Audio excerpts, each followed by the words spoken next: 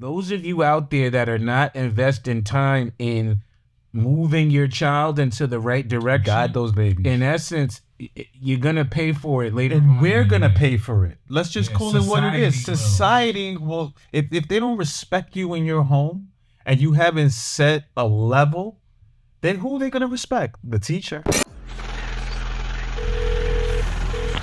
Is this, It is. oh, hello. I'm writing an important paper, and I heard you were a member of this club called... Go with gods, go with gods, go with gods. Yo, what's Poppington? Welcome to Go with Gods. Gods. The only podcast from... Go to the basement, bitches. My name is Big Zoo. What up? It's Prolific One. And today we are bringing you the Fatherhood episode. Faja. This is going to be really unique. But before we jump in, let me just remind everybody to follow and subscribe. Definitely go to the Gods of the Basement YouTube channel and subscribe. Watch all the videos, run those numbers up. And go to godsofthebasement.com where you can access all the music. You can get some merch, and you can definitely have a direct link to this very special podcast. And if you're on Instagram, follow Gods of the Basement and Go with Gods on your Instagram. You can follow me, Prolific One, and that's Prolific WONE, and follow the God Zoo. My name is Sun Zoo. That's SUNZOO and the number 7. Sun Zoo 7 on IG. Get it right, y'all. So today is unique in that we're taking a little departure from where we began with much of the hip hop history of EO Dub and the legendary Vice Verses. It's important that we share who we are throughout these podcasts. And today we're going to discuss and unpack a topic that is really close to our hearts that Pro and I talk about quite often. And it is the topic of fatherhood. That's right. And we definitely want to take you on different levels. We want to take you on different adventures. And so we thought that it was only right that we talk about maybe the most important hat and job that we have, which is raising our children and raising the future. That's right. And so as men of color, in addition, we think it's really important that we set a positive example, give you guys some insight into our own lives and our own journey through fatherhood, all the way back from our own dads right now to how we're being fathers to our children today. That's a fact. You mentioned the importance of fatherhood and fatherhood for men of color. So let me share that I often do this session when I'm leading sessions on diversity, equity, and I ask people about their primary identity. Is it that you're a man? Is it that you're Jewish? Is it that you're a Muslim? Is it that you're, have a disability? How do you present to the world? Yourself, right. And I always share that I'm an African-American man, but when it comes to these hats that we wear, as much as I'm a husband and a brother and a son and an uncle and a friend and an educator and a bike rider and an MC, the title father always tended to go to the top of the line, right? It's like the most important piece. And you mentioned black fathers or men of color, and I wanted to just hit this statistic. I saw this literally today, and I thought it's so appropriate. It says 70% of black fathers were more involved and likely to have bathed, dressed, diapered, or helped their children use the toilet every day compared with white fathers, which is 60%, and Hispanic fathers, which is 45%. And the article went on to share that in many of the white families' homes, they may be taken care of by a nanny or by someone else, another caretaker. And, no disrespect to my Latino gentleman, but it talked about some of the misogyny that exists in the Latino household. Over masculinity or the toxic masculinity. You might call it that's a coin phrase.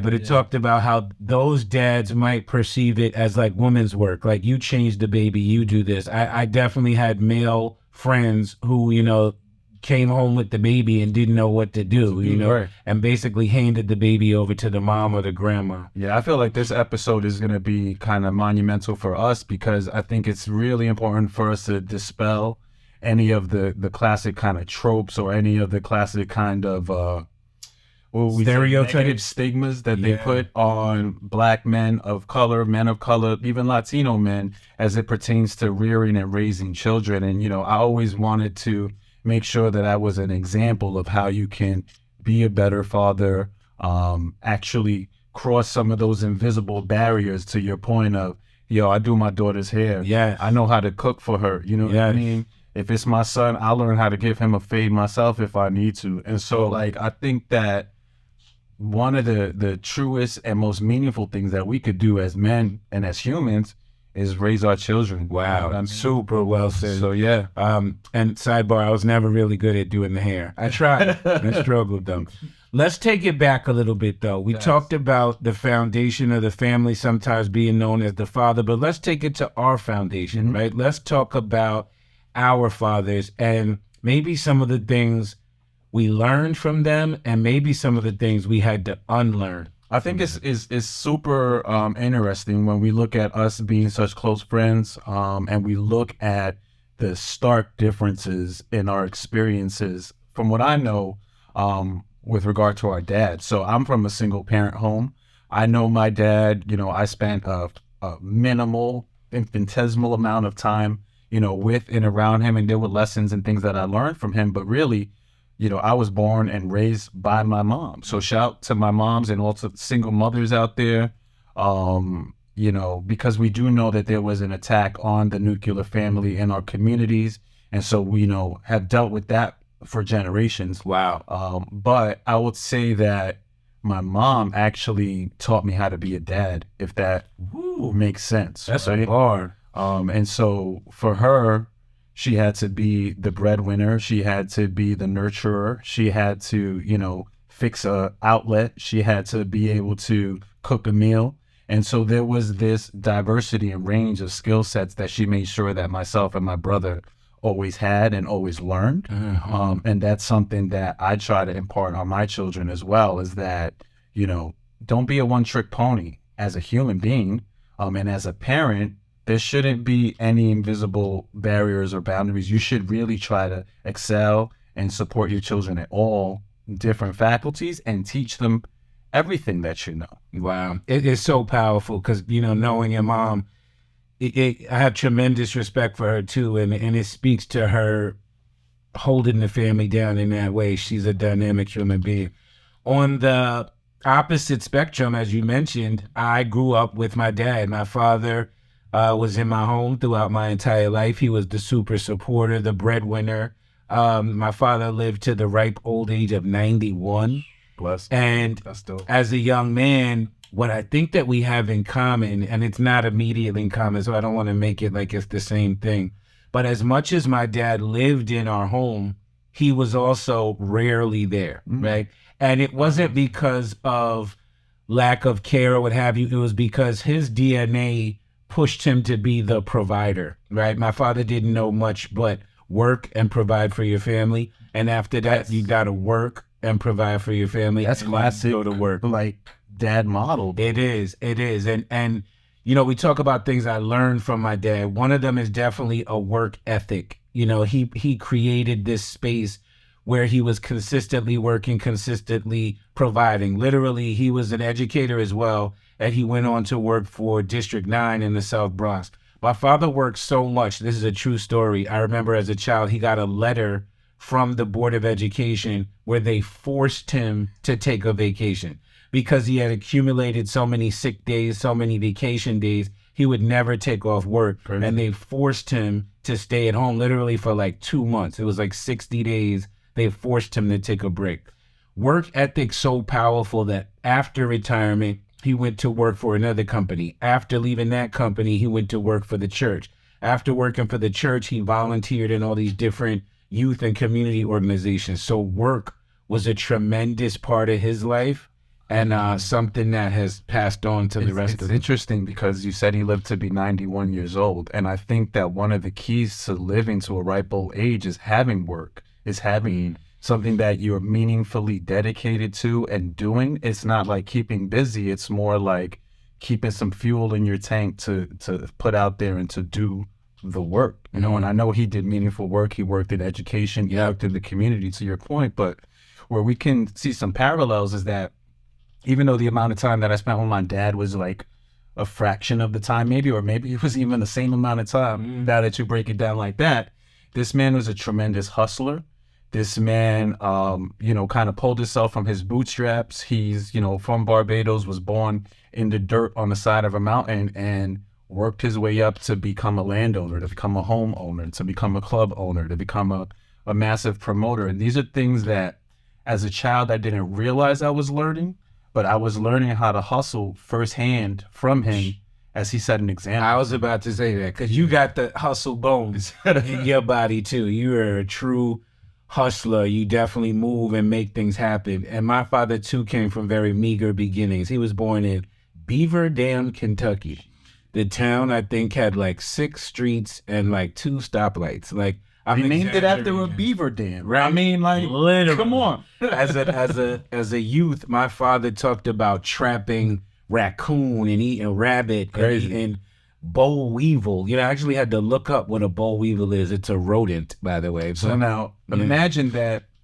So this is something I would love to unpack because there's so much trauma that our fathers dealt with, right?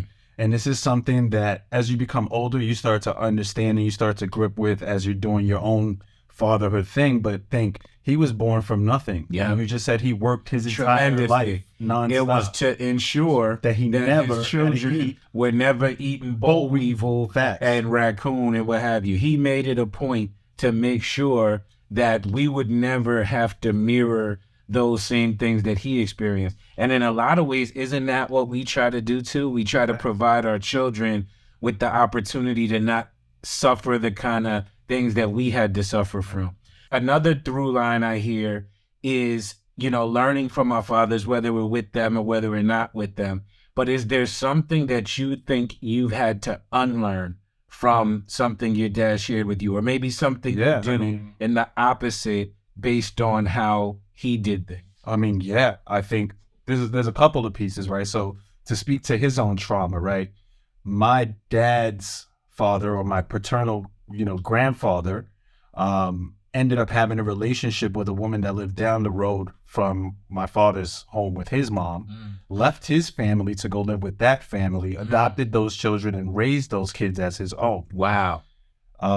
So that trauma left my dad having to go out at a very young age and provide for his family as the oldest person in the family. So that was some of kind of the trauma that I feel like has kind of rippled through generations, and something that I tried to stop, right? It's something that I tried to make a point to say, you're going to dodge these generational curses that have been chasing since birth. Bars, you could get that on the Gods in the Basement album out right now. Correct. I Know is the song. Correct. Take for that. But I digress into say that time, you know what I'm saying? Being there, being present, being there to make breakfast, take your kids to school, being there to help them with homework.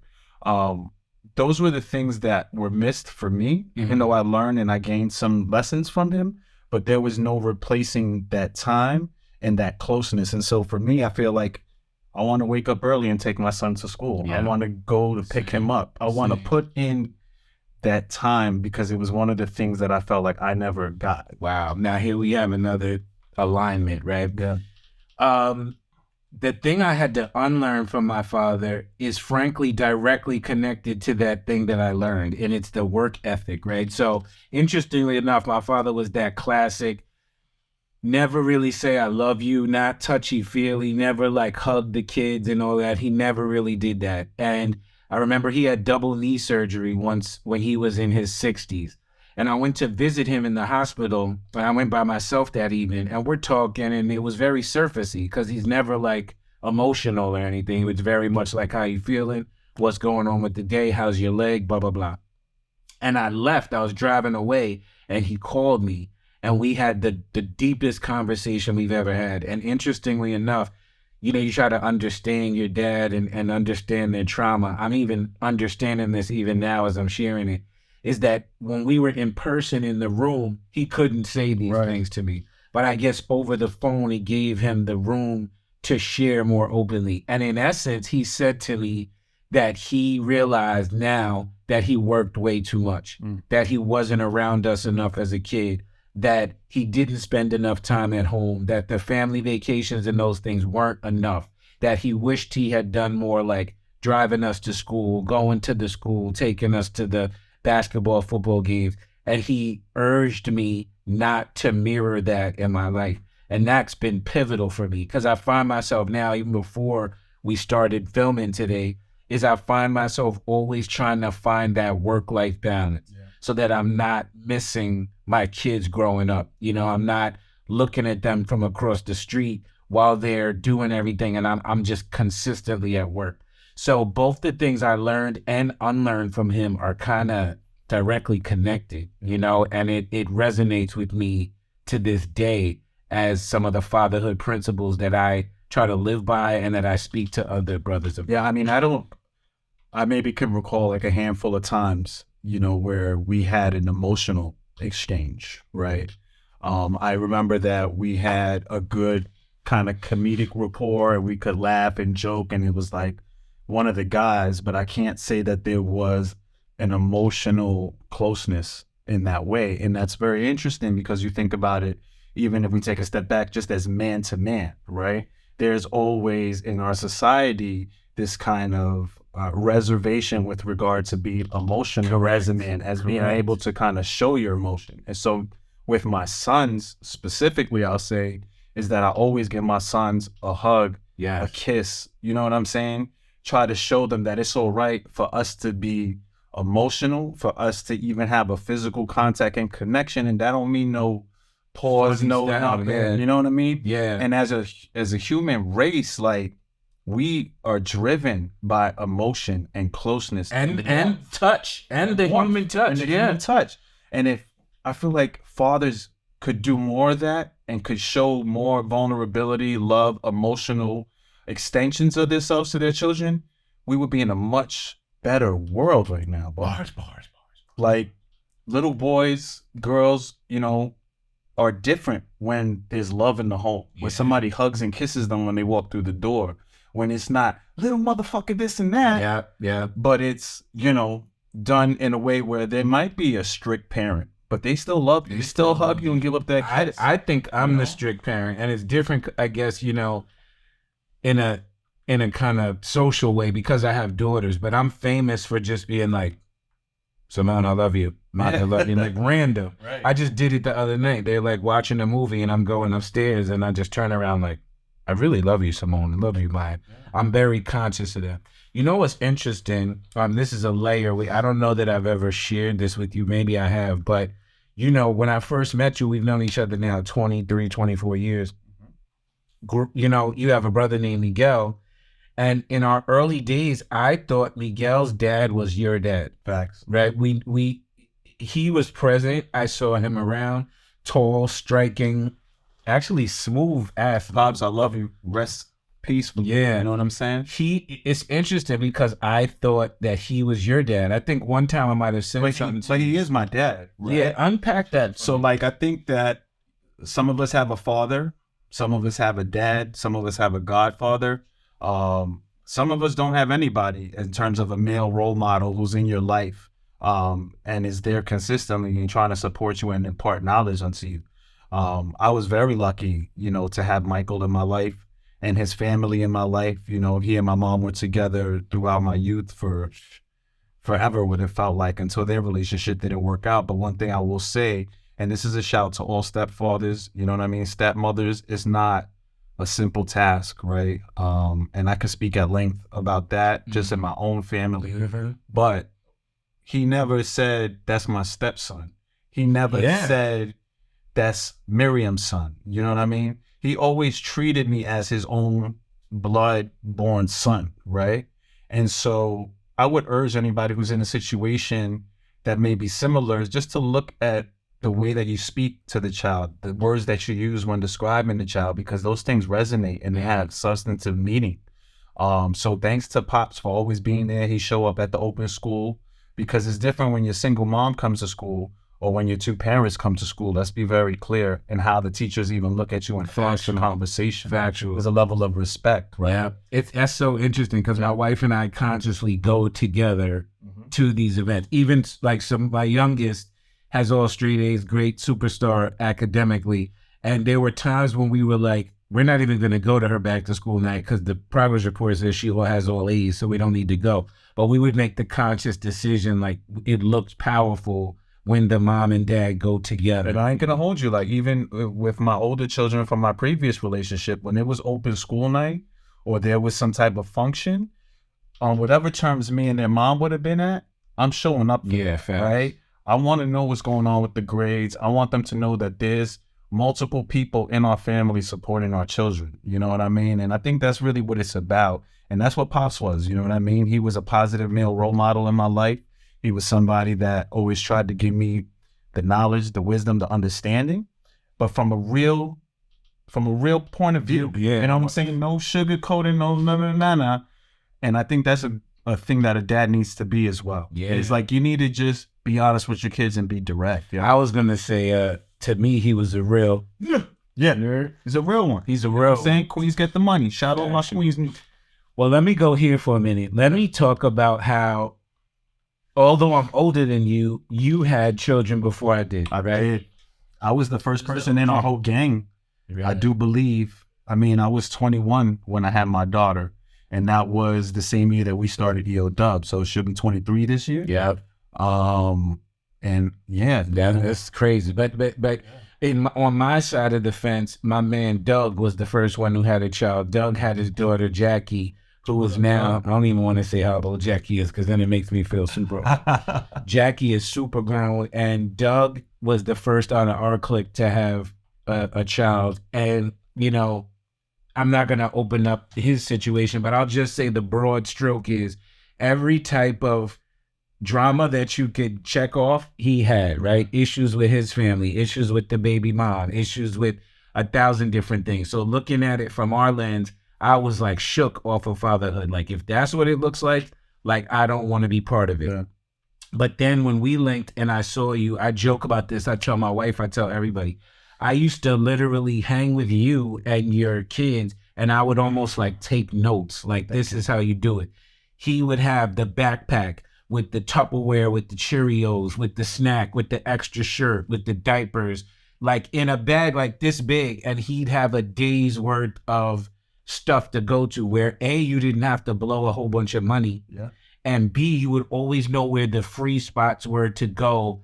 Like, you would have a whole day planned out. Like, yo, if we go downtown, the water park comes on at this part and it's super clean and nice. It comes on at like 12 noon. Then we could go have lunch by this park by the picnic. Then there's free face painting in the village over here. And I'll be like, oh my God, he's killing it. Yeah, I mean, I think, so shout out my moms again. And shout really the women in my family who really bred that into me. You know, when we was going to the pool or to the beach or something, like, legit, they had the organization kit was ready to go. So that's just things that I was lucky enough to be able to learn and to absorb. But more on that is that they often say that there's a joke that's like the dad is like babysitting. And let me just be real clear. If you're with your kids, you're not babysitting. You're being a dad. Yeah, so right? fact, dog. So, but there's a natural part, I think, well, at least for me, I'll say that when I would be out and I'm driving my oldest daughter somewhere and I'm like, oh my God, I forgot to get that. Let me go there. Or, oh my God, she's hungry. Let me run over here and buy something. I would watch you and be like, he got this shit planned out. He has the contingency plan for if like somebody's shirt gets dirty. Well, that's my job though. I'm a project manager by trade, right? So like there's some like innate in me that's like projectize this, blah, blah, blah, organize this. But the scheduling, bro, and making sure that you have things to do for your kids. Listen, it don't cost a bunch of bread all the time. You can be creative. It just takes for you to take 30 minutes and to think and be mindful with regard to what you're going to do with your time. And the brother who's filming right now, Lewis, shout to him because he's a wonderful dad. And he's a great example of how you could just be prepared, be mindful about what you want to do with your kids, get them off the goddamn video games, get them off their iPhone and off that TikTok bullshit, and spend some real time with your kids doing meaningful things. Oh my God, we would have so much fun hanging out with you. And you would just have the whole blueprint. And I would come home and be like, damn, I spent like $11. But think about this. Your kids had a full day. They are Tired. Sleep on the way home. Sleep. They don't want to talk much. And you could get home and chill with your wifey. You could do what y'all want to do for the evening. Golf club. Right? So really, like, there was some selfishness built into no, but you having the rigorous schedule. Yes, and it would always be like, we're going to run around here and do this. Yeah. But now, if I had a person close to me when I had a child who I learned these things from, and I'm wondering, with your dad not being around, we know you learned a great deal from your mom, but was there anyone else in your life that you felt you could look to or learn some of the stuff about fatherhood? With regard to fatherhood, I got to say that my cousin Serena had a child Shout Serena. very young. And her man Greg was, with her the whole time, was there rearing Brian, who's a grown ass man now, And and super big and tall and shit. But what I would say is that as a young father myself, having seen that young man and his teens take that responsibility, get the job, pay the bills, be there for the family, and really own that responsibility at such a young age was really an inspiration for me to say, yo, you don't got no excuse, bro.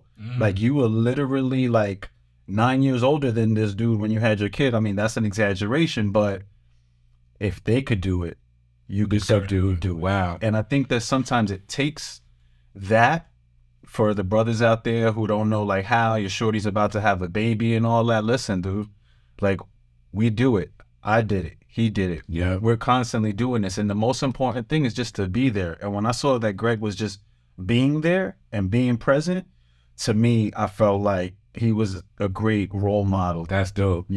Yo, shout to Greg, shout to Serena. Although this is the fatherhood episode, Serena, love you, sis. There's years where she cooks for the family. Talking about the things. rice. And she would make the rice and sometimes put this pork in it, and the family would love it. Everybody loved it. But there was a whole era where she would be like, Zoo, that's the rice I made with no pork in it. That's rice just for you. So Body that rice. Yo, on that note, please hit the subscribe button. You're rocking with the Go With Gods podcast. We are Gods of the Basement. Hey, this is Big Zoo. Yes. You can follow him at Sun Zoo, the number 7 on your Instagram. And I'm Prolific One. That's PROLIFICWONE. And make sure to go to godsofthebasement.com where you can check in on all of the merch, the album, link in with this podcast, and definitely go to YouTube and make sure you follow Gods of the Basement and Go With Gods on IG. That's a physicist is that. Now, back to this fatherhood world, and we're raising our children.